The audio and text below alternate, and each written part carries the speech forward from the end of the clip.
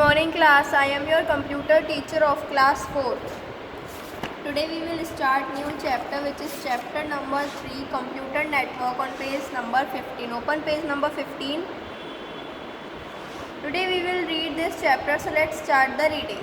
Children, you had studied about computer network in the previous class that when more than one computer connects with each other, then they can communicate with each other and exchange the information.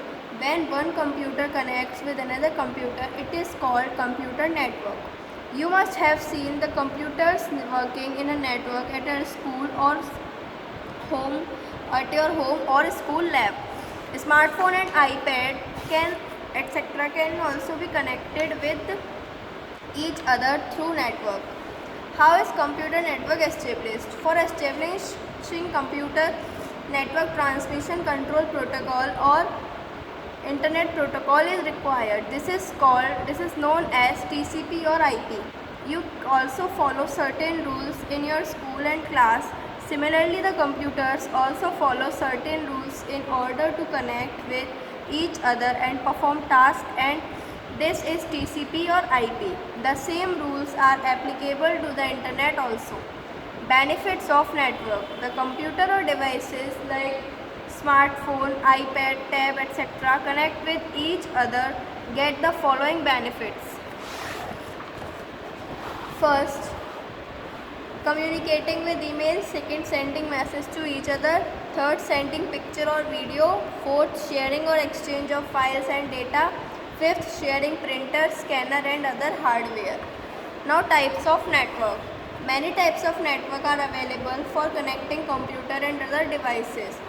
The main networks out of these are as follows. First, local area network LAN. When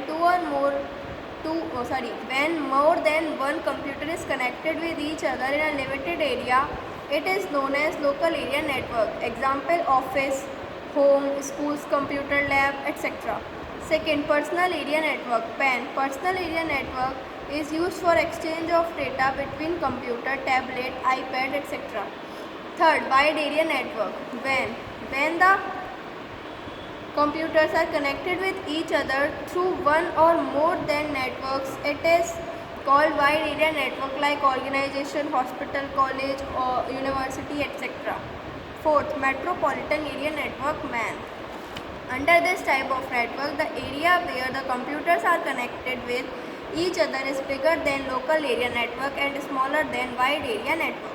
Fifth, internet. The computers in cities and countries are connected with each other through internet. You will learn about it in detail in chapter 9. Methods of establishing a network.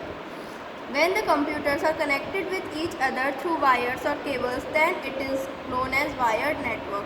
When the computers are connected with each other without wires or cables, then it is known as wireless computer.